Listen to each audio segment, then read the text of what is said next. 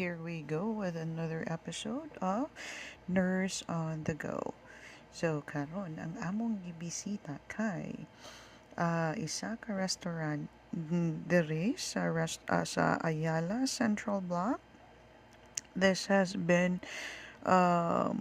advertised most of the time by the influencers kay tungod sa ilahang flaming burger and as well as katong ilang pasta nga cheese wheel. So that's what we are going to try for today, and this is their set of menu. So besides katong mga Italian dishes nga ilahang gi-popularize diri, they also have their set of Japanese food, which includes their set of ramen, sashimi, sushi, bento, of course their salad, and daghan silang choices. See their bento box, which is you get a little bit of everything. Popular sa gyapon kani siya sa mga Japanese nga cuisines. Unya, here are their set of sushi rolls. Yeah, naasad sila yung mga grilled nga na eel, which is the unagi. They also have a set sa ilahapong kanang wagyu beef as well na apod na, and then their Dunbury, which is their rice bowl. So karon na kani siya ang ilahag yung menu sa American Backyard. So they have their pasta, pizza. They also have selection of desserts, the burgers, drinks nila. So amo for appetizers, we went for the truffled potato wedges. And kato siya ang ilahang American beef burger. So ang ilahang style ani is ilasang pasigaon.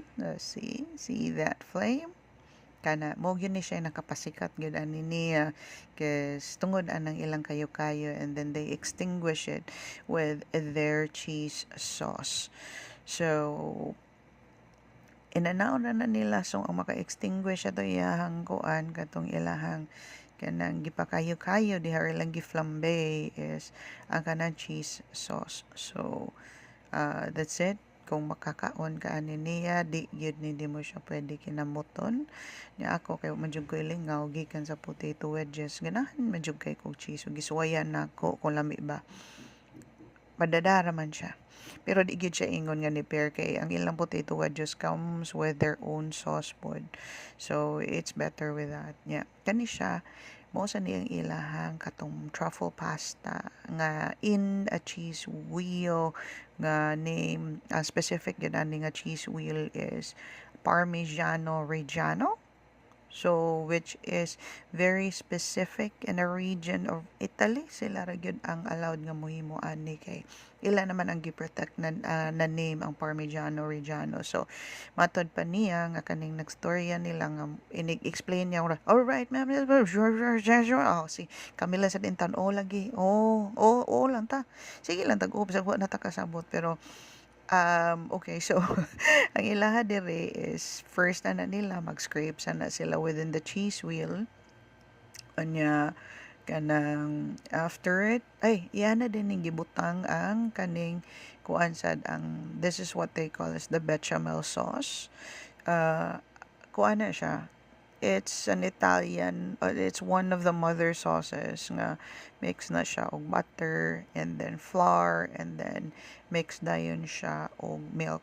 So mo na siya ang main niya nga ingredients. So some of them put in like a lot of spices para malahi ang flavor sa ilang bechamel sauce, or this is what we mainly call as the white sauce. So init na siya, and then nag-scrape na pud to siya og katong kuan din ni sa sulod nga katong sa Parmigiano Reggiano niya nga naari gyud siya yung mga strips, and then iyahan nang i-mix din na sa sulod over and over and over kay while naanay heat siya, magsige man sa gyud na siya og kanang kuan, masige man sa na siya og melt. So more on probably aesthetic na lang gyud sa food ang ilahang gibuhat kay malingaw masagyog ka nga naa siya din ha sa imong tungod mag-explain do di ka kasabot sa unsay explain okay ma'am kay katapusan lagi ako ni Henry you have allergies ana ra. Ingon na siya wa ana ra gyud simple gyud kay tanan nya mo na murag naalang kay makuha nga kanang ginagmay lang ba pero they would try to explain probably because pud kay muffled man pud sila ilang tingog gud kay naam sa gud sila mask so of course, for hygiene purposes, kinahanglan naam sa gyud na. So, di sa kumsugot nga wa na. Okay, kay imagine na ka naghando siya food niya. Mo anak pa lang yan diha si mong kanan. Okay, sir, may kay tanduhan. Sige, laban, tanduhan na. Okay. So, inana na siya, iyahang presentation, ilagyan ng gipanindot, mura gyud na nila gi-layer para of course, lain pod nga magsige sila design din ha, magsige sila storya din na pagwapas ilahang cheese wheel nya dahil pag may ilang presentation di magkadimao. So, bisan tuod ung naam gani uban nga bisag way lami ang pagkaon pura gaba pero tungod kay maayo presentation sometimes madadana lang. So, muna siya, still bechamel sauce. And I think also with their burger, I don't really think that that's really a plain nga cheese sauce ang ilang gigamit. They have used like bechamel sauce for it pod. And mas daghan ang bechamel sauce niya actually i-compared nimo sa cheese. So, some might think nga, uy, mas hindi nga ang cheese sauce ang ilang gibutang parat niya. It's actually not. Kay ang ilaha manggong gibuhat is gibutangan nila og bechamel sauce and then they mixed it with cheese. Muna sila nga ginim na lang po na nilang cheese sauce. So, when it comes to their cheese, ako as a cheese lover man gyud I have always been a cheese lover man gyud particular may kikiwa na even to the extent nga abot na gyud ko sa blue cheese appreciate na ko sa blue cheese panagsara kay maka-appreciate ana bland ra kay sila for my liking right so kani siya iyang gibutang ani is murag na siya truffle oil and then a little bit of I'm not really sure if it's gonna be shiitake mushroom kay to be honest ang ilaha manggong kana bitong gibutang nilang nga topping is really not enough nga proportion siya sa pasta. So, para siya guwang. And then they put in like their asin tibuok. So asin tibuok is coming from Bohol. We all know that. Karon it's already like a culinary masterpiece na gina part of the ingredient nga kung mag-inuin na gani gyud ka presentation. Labi na og moingong kag salt. Ay, so si salt lagpot atong asin tibuok. Right? So, kani siya mo to yung ibutang sagol na to siya nga salt and pepper and then a little bit of green kay natural wala nang green luspad ra kayo.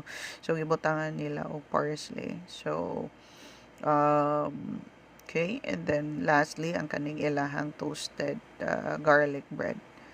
So, nipis kay ni actually ilang toasted nga bread. If only they could make it thicker kay total ang proportion gyud sa kanang pasta gyud ug kuan ang proportion sa pasta ug sa kanang bread niya murag dili sa gyapon mao kay ang murag thin ra kay siya may pangilan na lang nang gitortilya kanang sipangan ana gi rosquillos and then kani siya mo ni siya ang ilahang onion rings ordinary ra kay ang ilang onion rings not really the star of their restaurant and then mo ni ang background sa ilahang restaurant so very simple and it was a very good night in total. I would not say it's an A star na kanang food, but it's all well. All right. So, kamo na lang bahala og bisita din ha. And that's it for our food trip for today. Bye.